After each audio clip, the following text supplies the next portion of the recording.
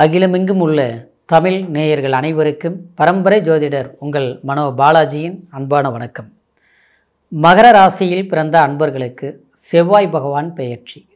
செவ்வாய் பகவான் உங்களுடைய ராசிக்கு 4ஆம் அதிபதியாகவும் வரக்கூடிய செவ்வாய் பகவான்.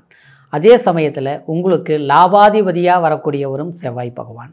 இந்த செவ்வாய் நவகிரகங்களிலேயே அதாவது எந்த ஒரு பலத்தையும் ஒருத்தருடைய வாழ்க்கையில் கொடுக்கணும்னா செவ்வாய் நல்ல பலம் பெற்று இருக்கணும். ஏன்னா செவ்வாய் தான் பூமிக்காரகன் சொல்லுவோம், இரத்தக்காரகன் சொல்லுவோம். அது மட்டும் கிடையாது, ஒரு விளையாட்டுத்துறை, இராணுவத்துறை, மருத்துவத்துறை இதிலெல்லாமே சாதிக்கணும்னா செவ்வாய் பகவான் வலுப்பெற வேணும். ஆனால் உங்களுக்கு பொறுத்த வரைக்கும் சுகஸ்தானாதிபதியாகவும் அதே மாதிரி லாபாதிபதியும் வரக்கூடிய செவ்வாய் லாபஸ்தானத்திலேயே இந்த அக்டோபர் மாதம் 27ஆம் தேதி பெயர்ச்சியாக போகிறாருங்க. இந்த பெயர்ச்சி குருவோடைய பலமும் செவ்வாய்க்கு ஏற்பட போகுதுங்க. இந்த காலகட்டம் உங்களுக்கு தொழில், குடும்பம், பொருளாதார வெற்றி, அதே வாழ்க்கை சார்ந்த விதத்தில் புதுவிதமான ஒரு முன்னேற்றங்கள் எல்லாமே எப்படி ஏற்பட போகுது அப்படிங்கிறத பற்றி தாங்க இந்த பதிவில் இப்போ நம்ம பார்க்க போகிறோமுங்க. ஃபஸ்ட் டைம் பார்க்குறவங்களா இருந்தீங்கன்னா சப்ஸ்கிரைப் பண்ணி பெல் பட்டன் அழுத்தி ஆல் ஆப்ஷன் கொடுங்க. மகர ராசி அப்படின்னா சொல்லணுமா, ரொம்ப தைரியசாலிங்க. ஏன்னா செவ்வாயை உங்களுடைய ராசியில் தான் உச்சம் பெறுவார். அதனால தான் உங்களுடைய மனசில் ஒரு வேலையை நினச்சிட்டிங்கன்னா அந்த வேலை முடிக்காமல் விட மாட்டீங்க. நைட்டு வரைக்கும் வேலை செய்யணுமா, கண்டிப்பாக செய்வீங்க. உழைப்பால் உயரக்கூடிய ராசி எந்த ராசி அப்படின்னா அது கண்டிப்பாக மகர ராசிக்காரர் தான். அதனால தான் காலபுருஷ தத்துவத்தில் 10ஆவதாக உங்களுடைய ராசியை வச்சுருக்கிறாங்க. காரணம் என்னென்னா சனி பகவானுடைய ஆட்சி பலம் கொண்ட ராசி. அப்போது உங்களுக்கு நீங்கள் எந்த இடத்துல இருந்தாலும் வேலையில் கண்ணுங்கருத்துமாக இருப்பீங்க. உழைப்பால் உயரணும்னு ஆசைப்படுவீங்க. உங்களுடைய உயர்வு எப்படி இருக்கும்னா படிப்படியாக கொஞ்சம் கொஞ்சமாக முன்னேறக்கூடியவங்களாக தான் இருப்பீங்க. அதிர்ஷ்டத்தை அதிகமாக ஆசைப்பட மாட்டீங்க. அடுத்தவங்களால் நல்லது கிடைச்சா போதும், அதனால் இவங்கக்கிட்ட நல்லா பழகி ஒரு சகாயமாக ஒரு வேலையை வாங்கிக்கலாம் அப்படின்னு நினைக்கக்கூடிய தன்மையெல்லாம் மகர ராசிக்காரருக்கு அந்த புத்தி வரவே வராது. நம்மளுடைய உழைப்பு நமக்கு ஒட்டினா போதும், நமக்கு உழைக்கிறதுக்கு உண்டான வேலை கிடைச்சா போதும், நாம் ஒரு வேலையை செஞ்சுட்டு இருந்தாலும் அந்த வேலையிலிருந்து நம்ம கொஞ்சம் இம்ப்ரூவ்மெண்ட் கிடைச்சா போதும், இப்படி தான் நீங்கள் நினைப்பீங்க கண்டிப்பாக. ஆனால் கடுமையான மனப்போராட்டங்கள் எல்லாம் சந்திச்சிட்டிங்க. ஏன்னா உங்களுக்கெல்லாம் 7.5 செடியெல்லாம் நடந்துட்டு இருந்தது 7-8 வருஷமாக. சொன்ன மாதிரி உயிர் போகாத கொடுமைன்னு சொல்லுவாங்க இல்லையா, உயிர் ஒன்று தாங்க போகலை, அவ்வளோ கஷ்டங்கள் நான் பட்டுட்டேன். நான் நல்லவனாக இருந்தாலும் எனக்கு மட்டும் ரொம்ப சிரமங்கள் எல்லாமே நான் பட்டுட்டேன். ஆனால் எல்லாருக்குமே நல்லதெல்லாம் செஞ்சேன். ஆனால் எனக்கு யாருமே நல்லது செய்யலனாலும் பரவாயில்ல, ரொம்ப பேர் கெட்டது தான் பண்ணிட்டாங்க. இதனால் பணத்தை இழந்து மனசை கஷ்டப்படுத்தி காயங்கள் பட்டு சொந்த பந்தத்தை முதல் கொண்டு யார் யார் எப்படி எப்படிங்கிறது இல்லாமல் நான் என்னுடைய வாழ்க்கையில் தெரிஞ்சுக்கிட்டேங்க அப்படின்னு சொல்லி ஒரு அனுபவத்தை கற்றுக்கிட்டவங்க தான் இந்த மகர ராசிக்காரர். ஏன்னா இந்த சமீபமாக அவ்வளோ ஒரு இடையூறுகள் பட்டிங்க. ஆனால் இப்போ கூட பார்த்தோம்னா 3ஆம் இடத்துல சனி இருந்தது ஓரளவுக்கு சாதகமாக இருந்தாலும் 2ஆம் இடத்துல ராகு இருக்கிறது நம்மளுடைய பேச்சை நமக்கு சில பகையாக்கும். நம்மளுடைய குடும்பத்திலேயே ஒரு பிரச்சனைகளுக்கு பார்த்தோம்னா சில நேரங்களில் பார்த்தோம்னா நாம் கரெக்டாக இருந்தாலும் அடுத்தவங்க நம்ம வீட்டில் இருக்கிறவங்க ஒன்று செய்கிற தவறை நம்ம சுட்டி காட்டினாலும் கூட அது கடைசியில் நம்மளை குற்றவாளியாக நினைக்கிறது, இல்லை நம்மளை தப்பாக புரிஞ்சுக்கிறது. இதனாலேயே சிறு சிறு பிரச்சனைகள் வீட்டில் ஏற்படுறது. மற்றவங்கக்கிட்டையும் நாம் என்ன தான் உதவிகள் நல்லபடியாக ஒரு நல்லா எல்லாருக்குமே நல்லா செய்யணும்னு நினச்சி நம்ம செஞ்சுருந்தாலும் ஆனால் அதை புரிஞ்சிக்காமல் நம்மங்களை காயப்படுத்துகிற அளவுக்கு அவங்க நடந்துக்குவாங்க. இந்த மாதிரி கஷ்டங்கள் எல்லாமே அனுபவிச்சுட்ருக்குறீங்க. இந்த நிலையில் இருக்கும்போது நமக்கு ஏதாவது ஒரு சாதகமான வாய்ப்புகள் வருமா அப்படிங்கிறது எதிர்பார்க்குற சகஜம் தானே. அது இந்த வாய்ப்பு தாங்க இந்த செவ்வாய் பயிற்சி.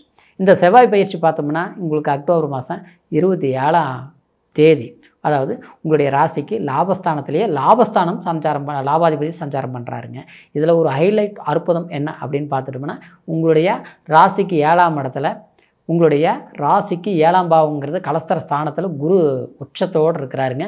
அந்த குரு 5ஆம் பார்வையாக இந்த செவ்வாயை பார்க்குறாரு. அதோட அந்த குருவும் உங்களுடைய ராசியை பார்க்குது. ஒரு அற்புதமான காலம் தாங்க.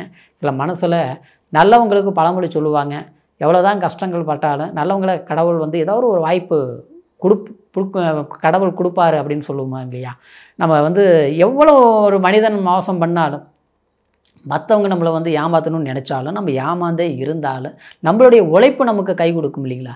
அந்த கை கொடுக்கக்கூடிய ஒரு சந்தர்ப்பம் தான் இந்த அக்டோபர் மாதம் 27ஆம் தேதி. ஏன்னா இந்த குரு கரெக்டாக லாபஸ்தானத்தை பார்க்குறது இல்லாமல் லாபாதிபதி அந்த இடத்துல சஞ்சாரம் பண்ணும்போது நிச்சயமாக உங்களுக்கு ஏதோ ஒரு வழியில் எதிர்பார முடக்கடியை முட்டுக்கட்டை போட்டு ரொம்ப நடக்காது நம்ம எதுவும் நினச்சிட்டு இருந்தோமோ எல்லாத்த விட அது நடந்தால் ஓகே அதிலிருந்து நான் சக்ஸஸ் ஆகிடுவேன் அப்படின்னு நம்பிக்கை வச்சோமோ அந்த விஷயம் உங்களுக்கு நடக்குங்க. கண்டிப்பாக நடக்கும். அது எந்த விஷயங்களாக இருந்தாலும் சரி.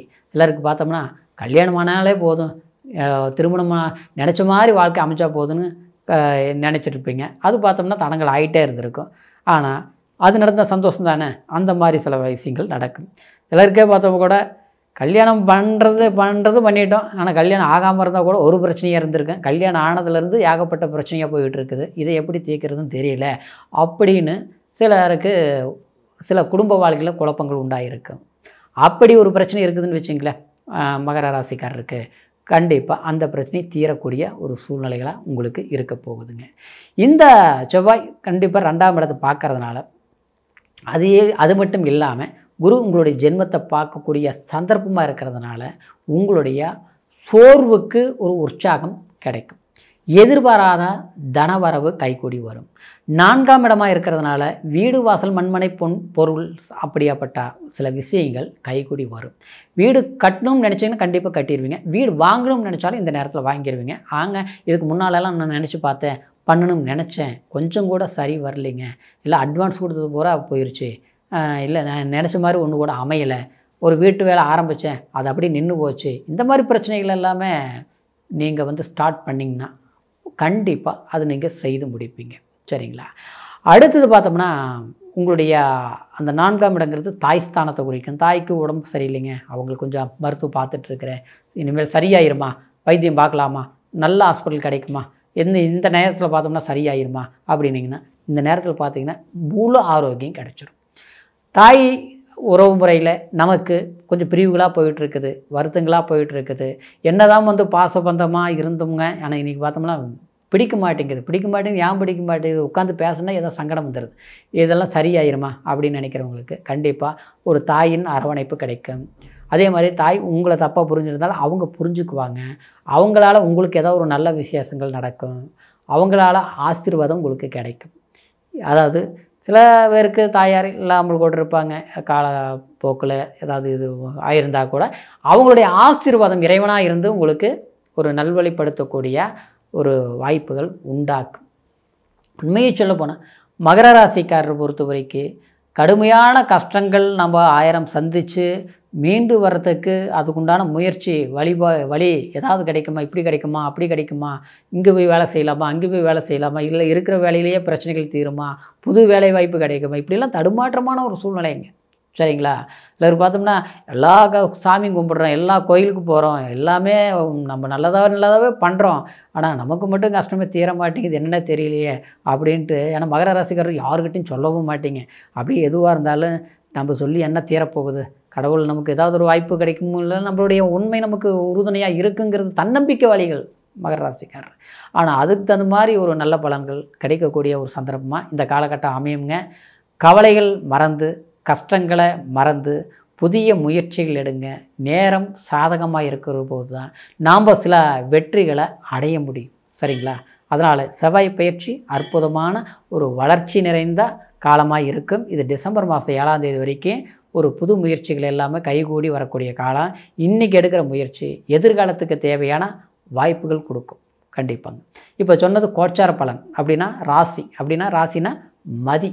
சரிங்களா? நம்மளுடைய சிந்தனைகள் எப்படி இருக்கும் அப்படிங்கிறத வச்சு அந்த சிந்தனைகளால் ஏற்படக்கூடிய பலன்கள் தான் இது அப்படிங்கிறது உண்மை. ஆனால் விதி அப்படிங்கிறது லக்னத்தை வச்சு தான் முழுமையான ஜாதகங்களை நம்ம பார்க்க முடியும், என்ன தசாபுத்தி அப்படின்னு. அதனால் உங்களோட ஜாதகத்தை ஒரு முறை நீங்கள் பார்த்துங்க. நம்மக்கிட்ட பார்க்கணும்னு நீங்கள் விரும்புனீங்கன்னா கீழே இருக்கிற நம்பருக்கு ஃபோன் பண்ணி உங்களுடைய டேட் ஆஃப் பர்த், பிளேஸ் இது எல்லாமே சொல்லி உங்களுடைய ஜாதக பலன்களை முழுமையாக கேட்டு தெரிஞ்சுக்கிட்டு இனி வரக்கூடிய காலம் உங்களுக்கு சாதகமாக இருக்கும் அப்படிங்கிற ஒரு வாழ்த்துக்களோட அடுத்த பதிவில் சந்திக்கிற வரைக்கும் நன்றி, வணக்கம்.